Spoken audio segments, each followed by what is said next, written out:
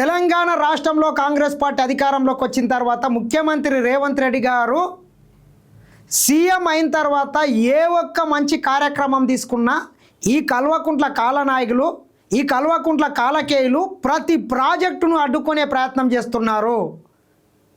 ఇదే రకంగా ముఖ్యమంత్రి రేవంత్ రెడ్డి గారు కనుక మంచి మంచి కార్యక్రమాలను తీసుకొని ప్రజారంజకమైనటువంటి పరిపాలన ఈ రకంగానే అందించుకుంటూ పోతే ఇక భవిష్యత్తులో మనల్ని ఎవ్వరు దేకేటోడు ఉండడు. పార్లమెంటు ఎన్నికలలో గుండు సున్నా వచ్చింది. తర్వాత జరిగినటువంటి ఎమ్మెల్సీ ఎన్నికలలో కనీసం అభ్యర్థుల్ని కూడా పెట్టలేకపోయినాం. అదేవిధంగా వాళ్ళ సిట్టింగ్ స్థానాలు అయినటువంటి కంటోన్మెంట్ కావచ్చు, జూబ్లీ హిల్స్లో డిపాజిట్లు కూడా కోల్పోయే పరిస్థితి వచ్చింది. తర్వాత జరిగినటువంటి సర్పంచ్ ఎన్నికలు కావచ్చు, మున్సిపల్ ఎన్నికలు కావచ్చు, కార్పొరేషన్లో ఒక్కొక్క ఎలక్షన్లు వస్తుంటే బీఆర్ఎస్ పార్టీని కర్రు కాల్చి జనాలు వాతలు పెడుతున్నారు. మమ్మల్ని ఎవ్వరు దేకే పరిస్థితి లేకుండా పోయిందని చెప్పి ఏ రకంగా అయితే బాహుబలి సినిమాలో బాహుబలి మీద బిజ్జల దేవుడు, బల్లాల దేవుడు ఏ రకంగా అయితే కుట్రలు అనుతారో అదే రకంగా ఈ కల్వకుంట్ల కాలకేయులు ఆ పెద్ద బిజ్జల దేవుడు ఫామ్ హౌస్లో అనుకుంటే వీళ్ళిద్దరు ఉన్నారు కదా, రామయ్య, హరీష్ రావు, వీళ్ళిద్దరు కలిసి ఈ రేవంత్ రెడ్డి గారి ప్రభుత్వం మీద, కాంగ్రెస్ పార్టీ ప్రభుత్వం మీద కుట్రలు చేసుకుంటా, కుతంత్రాలు చేసుకుంటా కొన్ని పేడ్ ఛానళ్ళని పెట్టుకొని కొన్ని కూలిచ్చి కుక్కల్ని పెట్టి యూట్యూబ్ ఛానళ్ళని కొన్ని మెయిన్ స్ట్రీమ్ మీడియాలని కొనేసి ఈ ప్రభుత్వం మీద 24 గంటలు బురద జల్లించే కార్యక్రమం పెట్టుకున్నారు. మీరు గుర్తుపెట్టుకోండి, ఆకాశం మీద ముమ్మేస్తే అది మీ ముఖం మీదే పడుతుంది. తెలంగాణ రాష్ట్ర ప్రజలు క్లిస్టల్ క్లియర్గా ఏ ఎన్నిక వచ్చినా మీ ముఖం మీద ఉమ్మి చీకొట్టినా కానీ మీ బుద్ధి మారలేదు. మీ బుద్ధి గడ్డి తింటున్నది.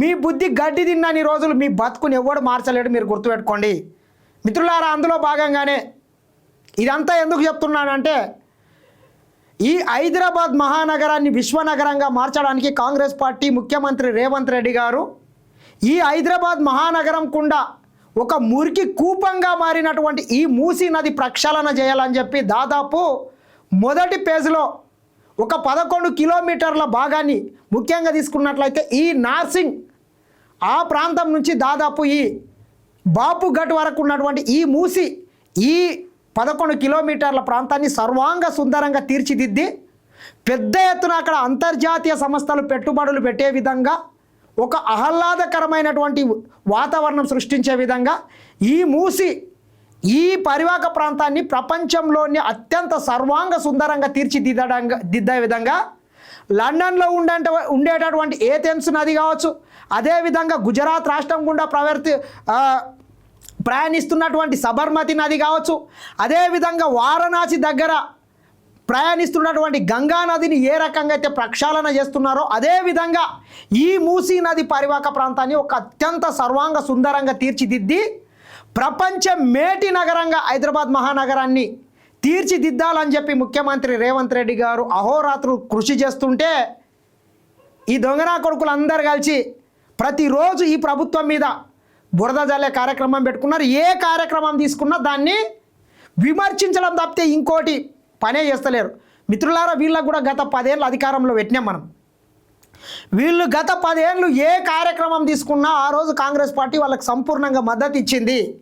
ఒక ప్రతిపక్ష పార్టీగా ఆ రోజు వీళ్ళు ఏ కార్యక్రమం తీసుకున్నా దానికి కాంగ్రెస్ పార్టీ ఆ రోజు మద్దతు ఇస్తే వీళ్ళు ఏం చేస్తున్నారు, కాళ్ళ కట్టెలు పెట్టి అడుక్కుంటున్నారు. ప్రతిదీగా కాంగ్రెస్ పార్టీ ఏ కార్యక్రమం తీసుకున్నా కొంతమందిని పెట్టి కూలిచ్చే కుక్కల్ని పెట్టి తిట్టిపిచ్చే కార్యక్రమం చేస్తున్నారు. ఉచిత బస్సు ఇస్తే దాని మీద కామెంట్లే, ఇట్లా ప్రతీది వీళ్ళకు ఒక లోకం అయిపోయింది మిత్రులారా. ఏదో ఆల్లేదు సూర్లేదు అలున్ పేరు సోలమ్మలింగం అన్నట్లు 5,000 కోట్ల రూపాయలతోని ఈ 11 కిలోమీటర్ల ప్రాంతాన్ని మొత్తం అభివృద్ధి చేయాలని చెప్పి ముఖ్యమంత్రి రేవంత్ రెడ్డి గారు భావిస్తుంటే వీళ్ళు ఏం చెప్తారు, ఈ దొంగనా కొడుకులు 5,000 కోట్లతోని గాంధీ విగ్రహం కడుతున్నాడని తప్పుడు ప్రచారాలు చేస్తున్నారు. ఎవరు చెప్పిండ్రా గాడిద కొడుకులలా మీకు? 5,000 కోట్లతోని గాంధీ విగ్రహం కడుతున్నట్లు ముఖ్యమంత్రి రేవంత్ రెడ్డి గారు ఎక్కడన్నా, అదేవిధంగా తెలంగాణ రాష్ట్ర మంత్రులు కావచ్చు, ఈ రాష్ట్ర ప్రభుత్వం ఎక్కడన్నా చెప్పింది అధికారికంగా? ఎందుకు బట్టగాల్చి మీనేస్తున్నారు? మీరు 1,00,000 కోట్లు పెట్టి కాళేశ్వరం కట్టవచ్చు, అది 3 ఏళ్ళని కూలిపోవచ్చు, కానీ ఈ ప్రభుత్వం మాత్రం ఏది పనికొచ్చే కార్యక్రమం చేయొద్దని చెప్పి మీరు కుట్రలు చేస్తుంటారు. మీరు గుర్తుపెట్టుకోండి, మీరు ఈ రకంగానే కుట్రలు చేస్తే మీ పార్టీకి ఇప్పటికే భవిష్యత్తు లేకుండా పోతుంది. ఇంకా కొన్ని రోజులైతే మీరు కాలగర్భంలో కూడా కలిసిపోతారు. మిమ్మల్ని ఆ భగవంతుడు కూడా కాపాడలేడు బిడ్డలలో, మీరు గుర్తుపెట్టుకోండి. మీరు అనుకున్నారు కానీ ఈ రకంగా చేసుకుంటూ పోతే ఇది మంచి పద్ధతి కాదు. మీ బుద్ధి మారాలే. 5,000 కోట్లతోని దాదాపు 11 కిలోమీటర్లని సర్వాంగ సుందరంగా తీర్చిదిద్దడంతో పాటు బాపు ఘాట్ దగ్గర ఒక ఈ ఈసా మూసి 2 నదులు కలిసే ప్రాంతంలో ఒక చెరువుని నిర్మించి గోదావరి నీటిని 5 టీఎంసీలు తీసుకొని వచ్చి ఈ మూసి నదిలా కలిపి సంవత్సరం పొద్దు ఈ మూసిని ఈ మురికి కూపం కాకుండా ఒక మంచి గోదావరి నీళ్ళతో పారించాలని ఈ ప్రభుత్వం ఈరోజు ప్రణాళికలు రచిస్తున్నది. గాంధీ సరోవర్ అంటే గాంధీ విగ్రహం కాదు, బుద్ధి లేని గాడిదలారా. గాంధీ సరోవర్ అంటే చెరువు, ఒక లేక్. దాన్ని కూడా మీరు ఈరోజు ఈ రకంగా తప్పుడు ప్రచారం చేస్తున్నారంటే ఇక మిమ్మల్ని ఏమనాలి మీరు ఆలోచన చేయండి మిత్రులారా. ఈ రకంగా ప్రతిరోజు ఈ ప్రాజెక్టు మీద వీళ్ళు కుట్రలు చేస్తున్నారు మిత్రులారా.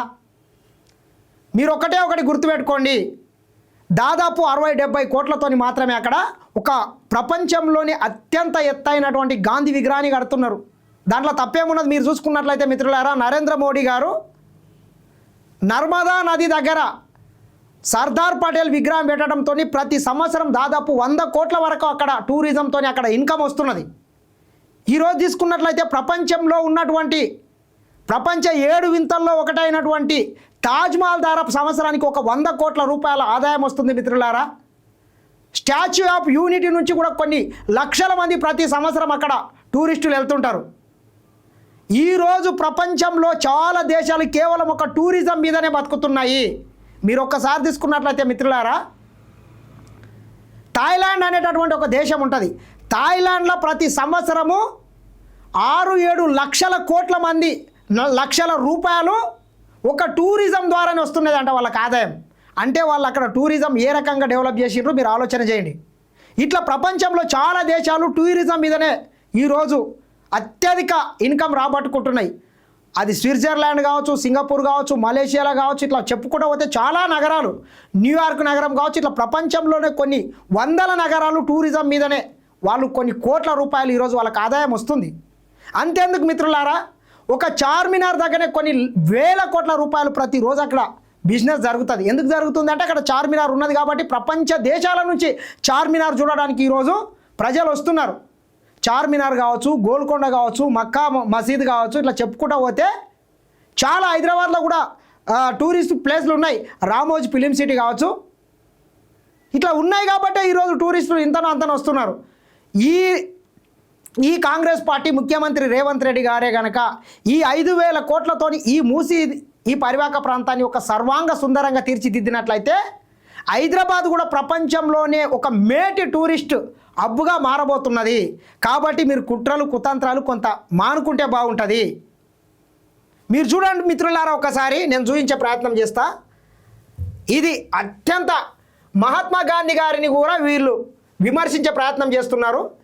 ఈ దేశ స్వతంత్రం కోసం సత్యం అహింస అనే మార్గాలుగా చేసుకొని సర్వం ఒడ్డి ఈ దేశానికి స్వతంత్రం తీసుకొచ్చినటువంటి గాంధీ గారిని